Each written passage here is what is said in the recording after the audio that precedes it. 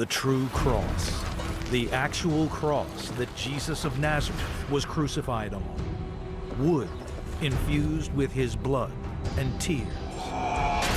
It is literally the scaffolding upon which Jesus saved the world. But the relic was thought to be lost to history.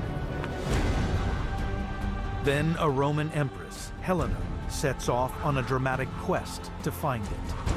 Helena changed everything. The discovery of the cross is shrouded in mystery. There's intrigue, there's murder, there's sex, there's violence behind all of this. Her discovery will be hacked into tiny pieces and traded around the globe. Venerated by millions, ridiculed by others. I don't think there's a snowball's chance in hell that Helena discovered the true cross.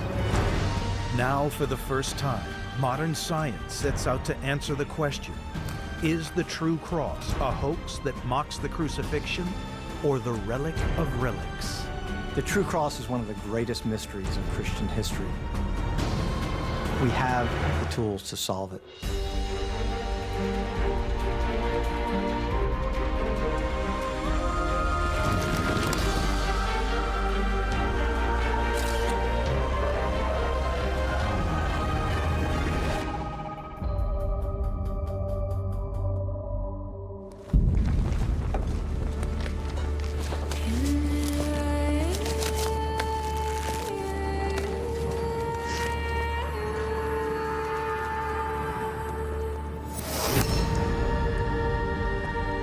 The cross, an object of savage torture.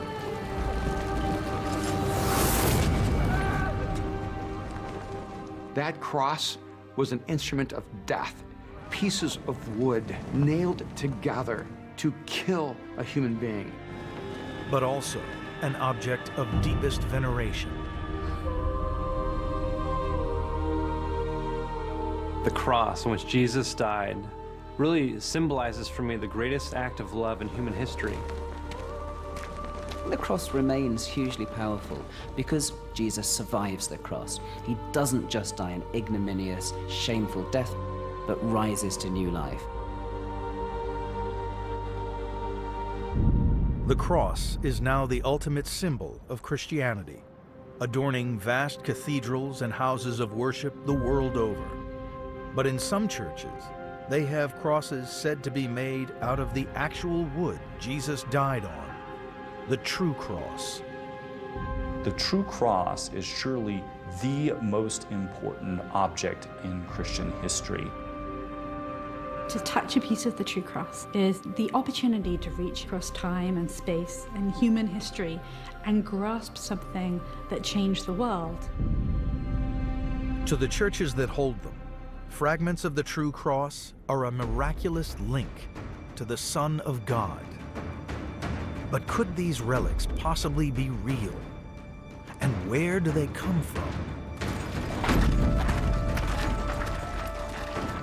According to church tradition, 300 years after the execution of Jesus of Nazareth, the mother of the Roman Emperor Constantine, Empress Helena, arrives in Jerusalem. She is arguably one of the most revered women of antiquity and of all time. She has come to lead a dramatic excavation on the site of Christ's crucifixion.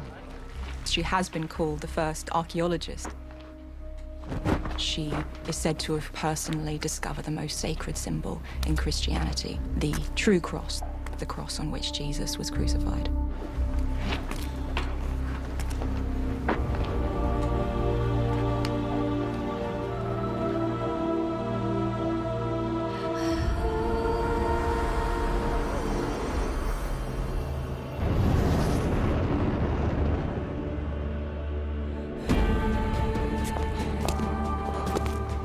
The story of Helena puts her at the heart of the story of the Christian faith.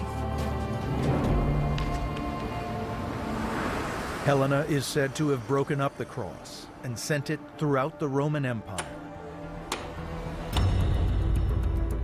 But as the legend grew, so did the number of relics. There are now more than 1,000 scattered around the world. They are in trinkets, they are in necklace amulets, they are embedded underneath altars. And so there is a good bit of skepticism about relics such as these. One of the first people to publicly question the authenticity of the true cross was the 16th century Protestant reformer John Calvin. He says you can't walk into a church anywhere without seeing a piece of what's supposedly the true cross. Calvin laughs and says, you know, if you took all the pieces of the true cross and put them together, they would fill a ship. And yet Scripture says that just one man, Jesus, was able to carry it on his shoulders.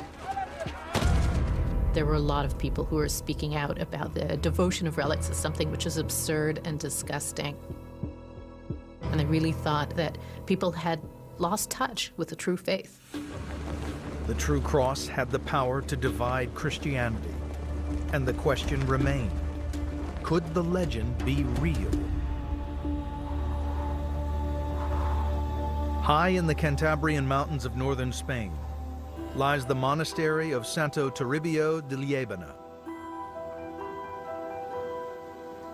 It's home to the largest and most revered piece of Helena's discovery.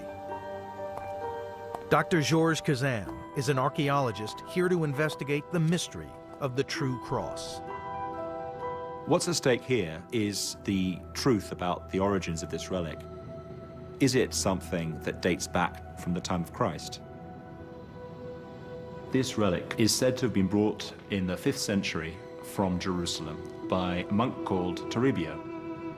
And this relic is enormous by the standards of relics of the cross. It's not many relics that are anything like this size. There's a little window here where you can actually touch the wood itself. Unfortunately, we can't open up this reliquary and take this wood with us or subject it to any scientific sampling. However, what I'd really like to do is to get something like it into a proper laboratory environment where we can explore it further. To help him in his search, Dr. Kazan's starting point is a fascinating project by a 19th century French architect named Charles Rouault de Fleury. He set out to add up all the pieces of the true cross. This map shows the places which he documented as having wood of the cross, and he worked out that all of this wood, from all the places that he'd been to, didn't come up to 10% of the total volume needed to put up a cross of the size required to crucify Christ. If Rouault de Fleury is right, Calvin must be wrong. Now Kazan will use de Fleury's map to help locate relics that his team can then carbon date. We would want to find relics, subjecting these to scientific analysis, just to see how much of a legend might be true. Dr. Kazan's hunt for churches that will grant him access to the true cross will take him around the world. But the story of Helena's quest to find the cross is one of the most dramatic in Christian history.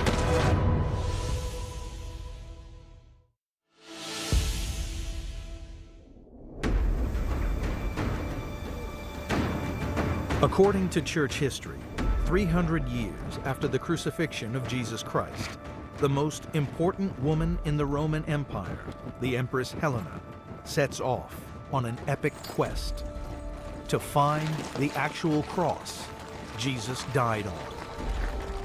When Helena herself went to the Holy Land, nobody's ever done this before. She is likely to have left from Rome. To reach Jerusalem is almost 2,000 miles overland. For an elderly lady, Helena is in her 70s at this point, this journey is an enormous undertaking.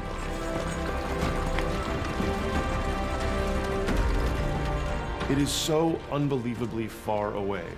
In the American context, if New York is Rome, Jerusalem is something like Guam or American Samoa. But by all accounts, Helena is a remarkable woman. We know only a couple of things about the Empress Helena. We know that she was Christian, and we know that she was a commoner. And yet, she gets together with a traveling Roman army officer and gives birth to the man who will one day become Emperor of Rome. Since its creation in 27 BC, the Roman Empire has been ruled by pagans. Then, in 312 AD, Helena's son Constantine has a dramatic change of faith. The story goes that on the eve of a great battle outside Rome, he has a vision. He sees a cross of light in the sky, and he hears a voice that tells him, "By this you will conquer." He takes it to mean that by the symbol of the cross and by Christianity, he's going to become the lone emperor and the supreme figure in the known world. He wins the battle and becomes the first Christian emperor. Christianity is very much a minority cult, practiced probably by no more than about 10% of the empire's population, if that. It's almost impossible to underestimate the impact of Constantine's conversion to Christianity. Before that, the empire had been persecuting its Christians. It was illegal by the penalty of death to be a Christian. After that, you were free.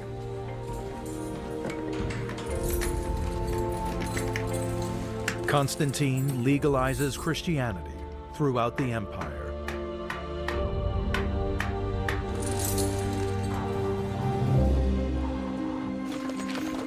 "14 years later, his mother is on her way to the Holy Land. I think that she was sent by the Emperor Constantine. He felt that the cross was very important, and he wanted to send her there to do something special. There is potentially a darker side to Helena's journey. It follows on from a scandalous episode within the House of Constantine.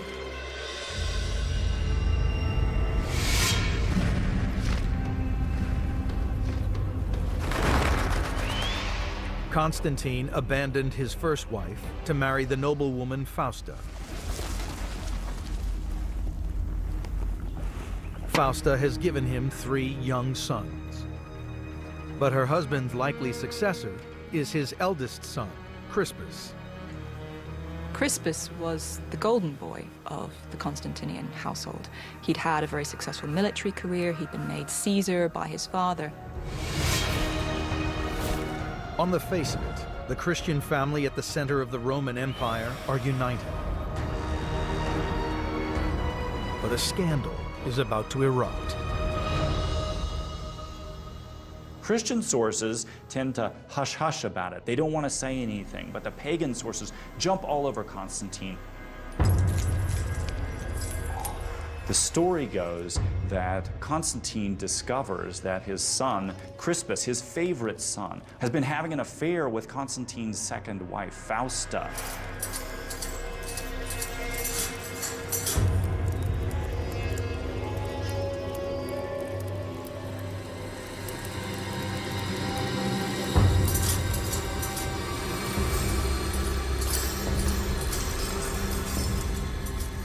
What we're told by the sources we have is that on the orders of his father, he is sent to a place called Pola on the coast of Croatia. And he is put to death by poison.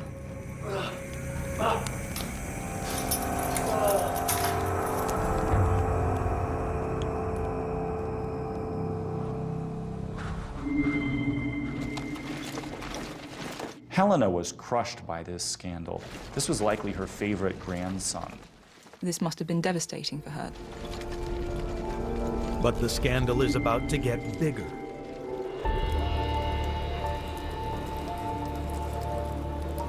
Constantine discovers from back channels that perhaps Fausta had manufactured all of this, that she favored her own sons for the throne, and that she set Crispus up to be murdered.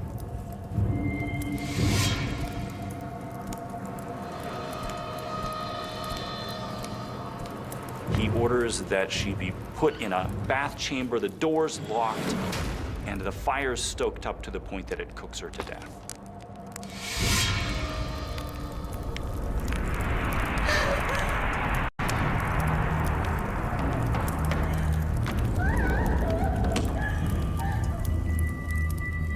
As the self-proclaimed Christian emperor, he's engaged in the sin of murder.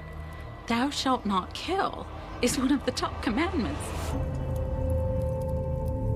Constantine will have thought of Helena as his great ally, thinking that he can rely on his mother's support in anything. Perhaps he should have thought again before he killed her grandson.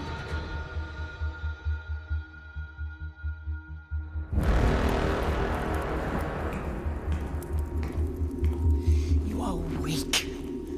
You are a weak and sinful man.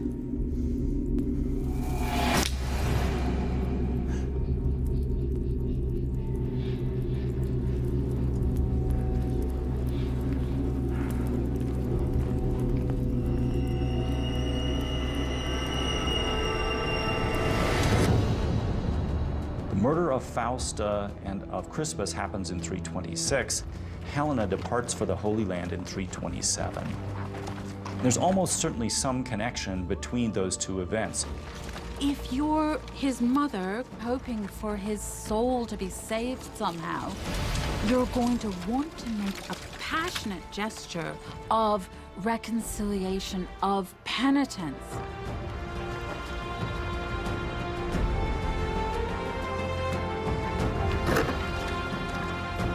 She knew what she wanted when she traveled to Jerusalem. And when she went looking for that true cross, she was surely determined to find it.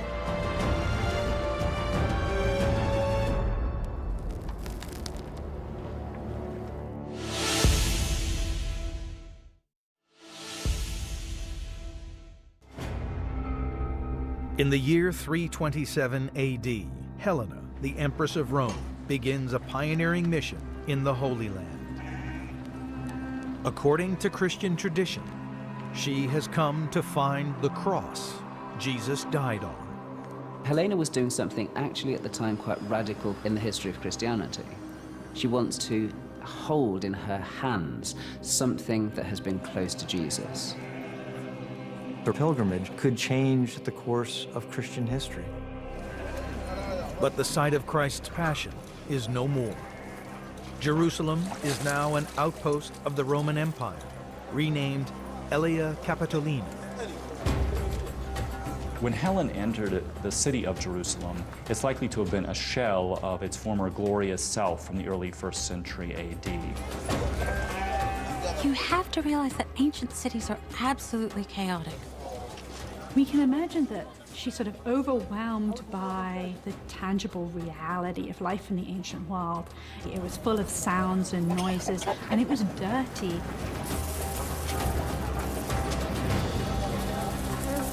Jerusalem is now a pagan city. 200 years before, a Jewish uprising was crushed by Rome. Jews were banned from Jerusalem, and an observance of Jewish law was prohibited by the Romans. Helena will be the first person to try and retrace the final footsteps of Christ. Here you have a woman who stands in the pinnacle of power and understands what power looks like. It, to me, is fascinating that a person from that vantage point would see Jesus as the one worthy of her life, her allegiance, and her worship. This was a way of getting in closer to really understanding the Bible and to really entering into the story of Jesus. There was something about knowing that he actually walked here, that he talked here, where she's standing. You realize that this is not just a myth. Jerusalem is not a made-up city. Jesus is not a made-up person.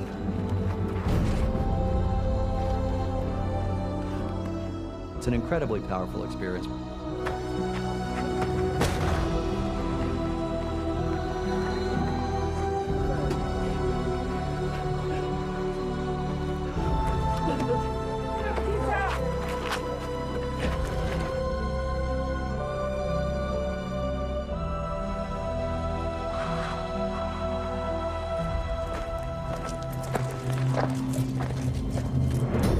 According to all four Gospels, Roman soldiers marched Jesus of Nazareth to a hill called Golgotha, the place of the skull.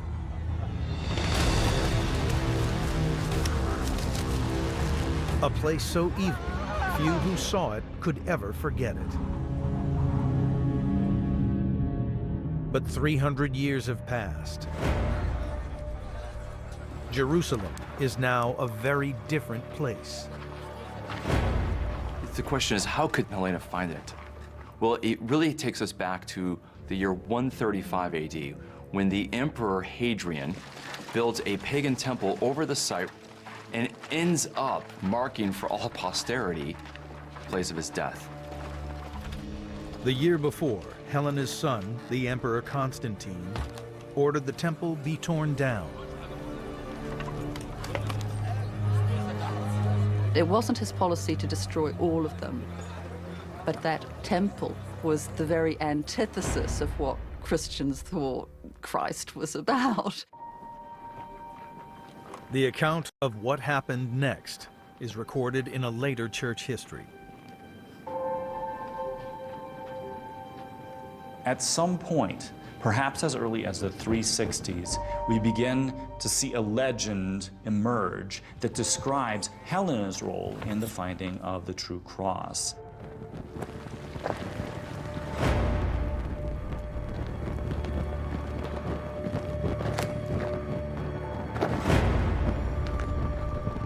We're told that Helena personally, with her own bare hands, removes some of the earth and uncovers 3 wooden crosses jumbled together. But when she came across what she thought was that relic, one can only imagine the emotions that welled up inside of her.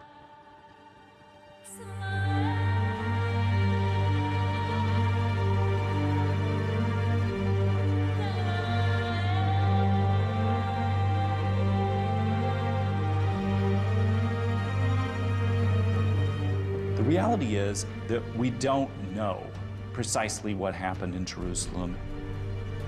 And my own personal belief is that Helena found something that she believed to be the true cross.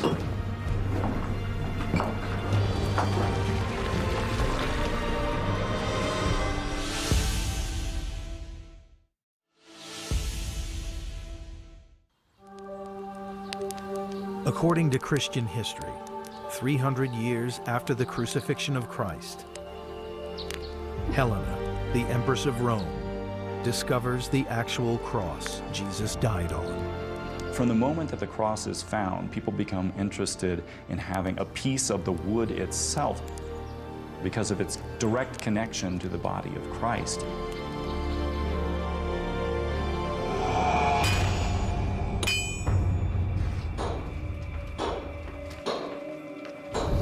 Legend says Helena divides the cross into pieces. I imagine when Helena broke up the cross, it was such a desire for her to take it with her. To be able to share this tangible representation of her Savior, of her Lord.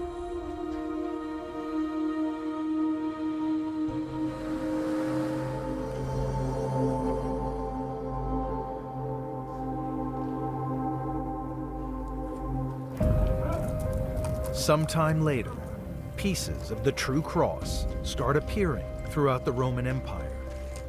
Our first evidence that fragments of the cross are being spread around the Mediterranean is from the late 340s and 350s, when we learn that people have taken pieces of the true cross over to the North African seaboard.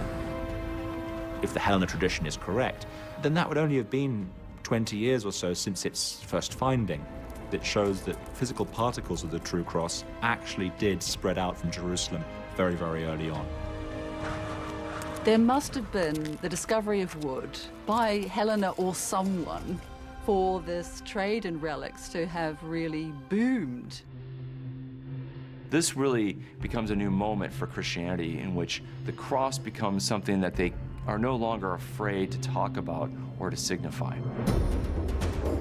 Before, the cross is basically a symbol of defeat, a symbol of humiliation, a symbol of death. People were familiar with the horrors of Roman crucifixion.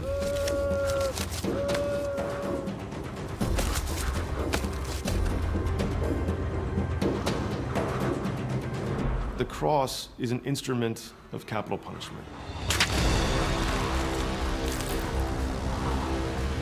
And it's quite amazing. It's one of the big stories of early Christianity that the instrument of the execution and torture of Jesus Christ over time becomes the primary symbol of Jesus Christ. One of the key factors in the change is Helena's pilgrimage to find the true cross. It changes the cross to something that actually becomes something tangible that people want to think about as part of their devotion. As fragments spread around the world, they will also help turn Christianity from an underground cult into a global religion. Pieces of the true cross were almost used like trading cards. This is a way to gain favor with a bishop here, or an aristocrat, a prince over there. If you share the true cross with someone, you're sharing power with them, because the true cross is a source of religious power. People are going to respect you for having a piece of this. The legend of Helena's discovery would change the course of Christian history. But could what she found have been the actual cross Jesus died on?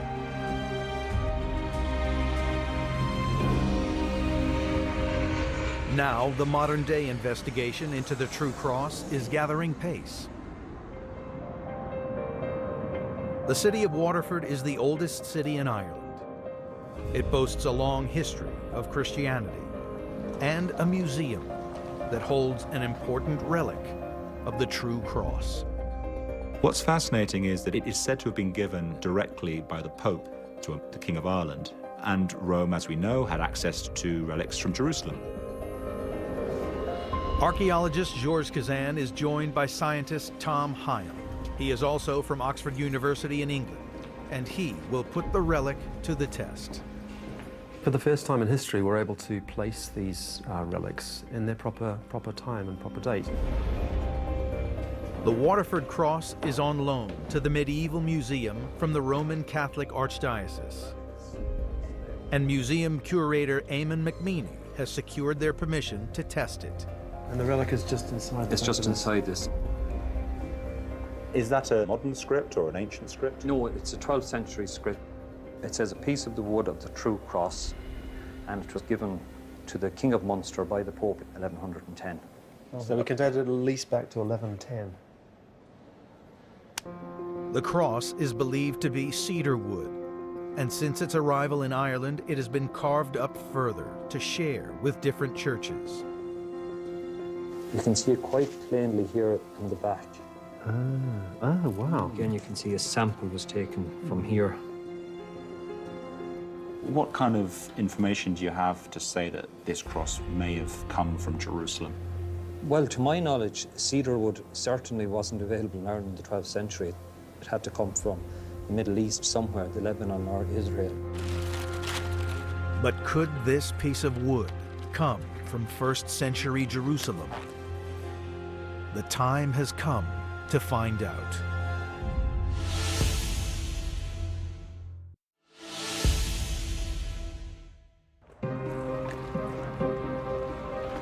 This museum in Waterford, Ireland, claims to hold a piece of the actual cross that crucified Jesus. The true cross, a relic said to have been discovered by the Empress Helena 300 years after Christ's death. 800 years after that, the Pope would give this piece of it to the King of Ireland. When the Pope gives you a relic of the true cross, he's almost saying, you know, you're a real king, you've got that legitimacy, you've got that power.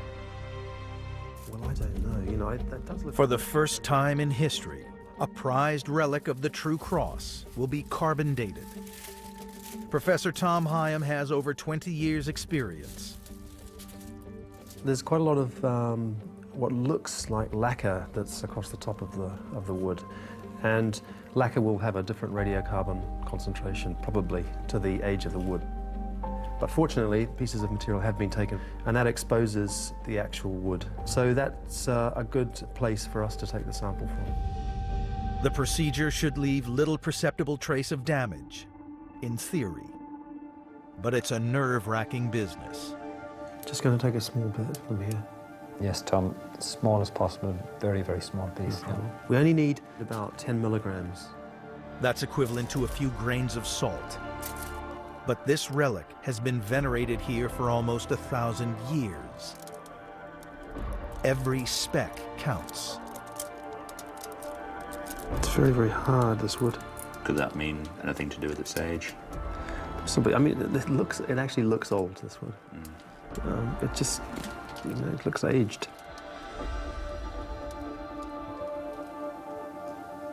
So far, so good. Tom is satisfied with his sample. Now they can head back to the lab to test for the first time this piece of the true cross.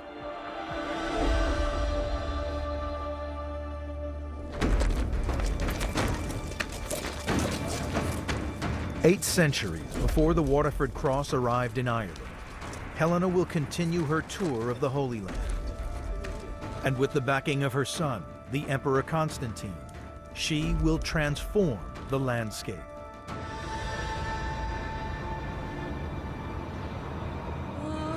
She builds churches on the site of Christ's birth in Bethlehem, and one to commemorate his last moments on earth. Constantine made it legal to practice Christianity. Helena gave Christians places to practice Christianity. Before her arrival, there were no Christian buildings in this land. Christians met here on the Mount of Olives to commemorate Jesus' ascension, but they met secretly, we're told, in caves. After Helena, a structure is built on this site, and Christians can come here publicly and openly to remember this important part of their faith.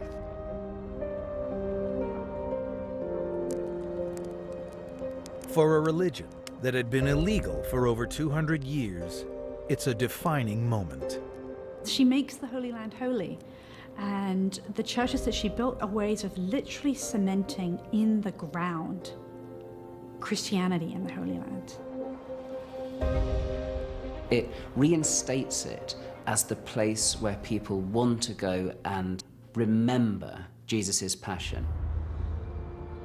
Arguably, Helena and Constantine's biggest contribution to Jerusalem is the Church of the Holy Sepulchre, said to be built on the site they believed was Golgotha, the place where Jesus was executed.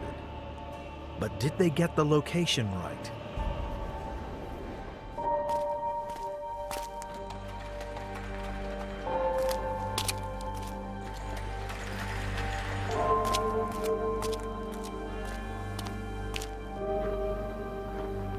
Based on the archaeological evidence, this would be a logical place. It was just outside the city walls, and Romans liked that for crucifixion. So right now, there's no better candidate than right here.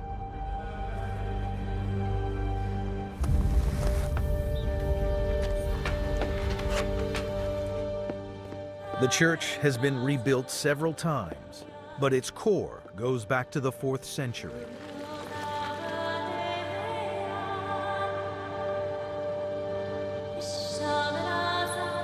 We are deep, deep inside the lowest level of the Church of the Holy Sepulchre. And this is the place where tradition says Helena found the true cross.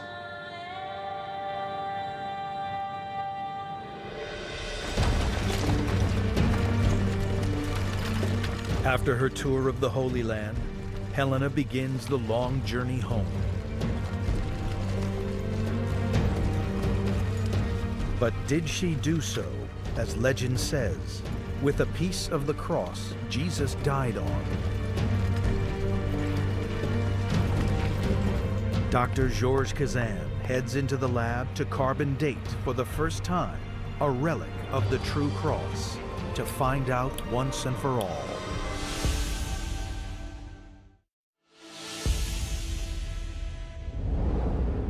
In 328 AD, the Empress Helena returned to Rome from the Holy Land. According to church history, Her pilgrimage to find the cross that Jesus died on is complete. But her triumph will be short-lived. Helena dies shortly after returning from the Holy Land.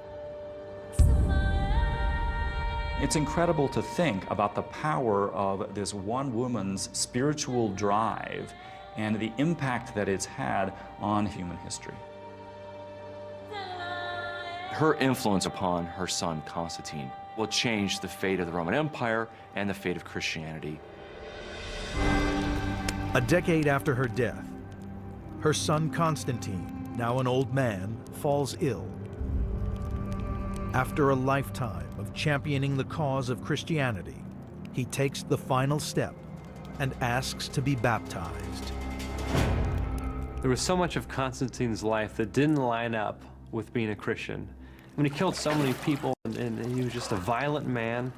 But something, I believe, changed in the last year of his life. I think he had a full conversion.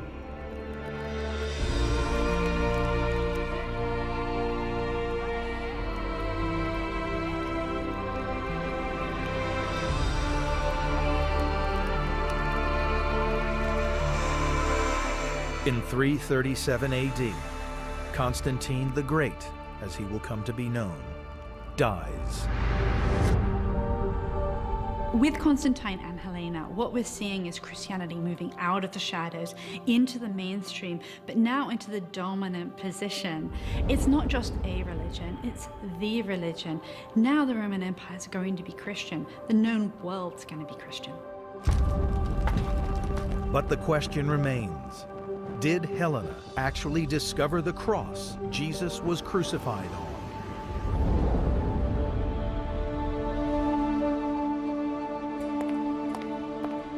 At the Oxford University Radiocarbon Accelerator Lab, archaeologist Dr. Georges Kazan and Professor Tom Hyam are about to take a step closer to solving this mystery by carbon dating a fragment of the true cross given to the King of Ireland by the Pope in 1100 AD. The true cross is the most important relic, so to have it tested in this way, which could reveal that the story is potentially true, is fascinating. This is the first time we've actually, to our knowledge, directly dated a piece of the true cross. Radiocarbon is a complex method involving a series of stages. The first of which is to pre-clean and pre-treat the sample to remove any contaminating carbon that could alter the result. And the final stage of the process is the particle accelerator, which enables us to measure individual particles of carbon-14. The more radiocarbon there is, the more recent the sample, and the less radiocarbon, the older it is. We can date anything from the present day back to about 50,000 years ago. In less than 20 minutes, they may solve an enigma that dates back 2,000 years. This should just about have been finished now. Let's just have a look and see what we can see. Could the Waterford cross be part of the cross Helena is said to have discovered? Let's just have a look and see what the result is. We can see that here. This relic of the true cross dates from 1100 AD. That's not the age of the true cross. Okay, maybe around 1100? It's not the date they were hoping for, but it does reveal the relic's rich history. It's very interesting because it seems to match in with the date of the script on the back of the reliquary. This is a time when the cross, the symbol of the cross and the relic of the cross were exceptionally important for the spread of Christianity. So the fact that this relic was created around that time goes to support how important that phenomenon was. For hundreds of years after the legend of Helena's discovery, the true cross continued to play a central role in the story of Christianity. And though this relic is only 1,000 years old, Others may prove far older. This is the first step on a long journey to investigate more relics of this type and to see if any of them could go back as far as the time of Helena, or maybe even the time of Christ.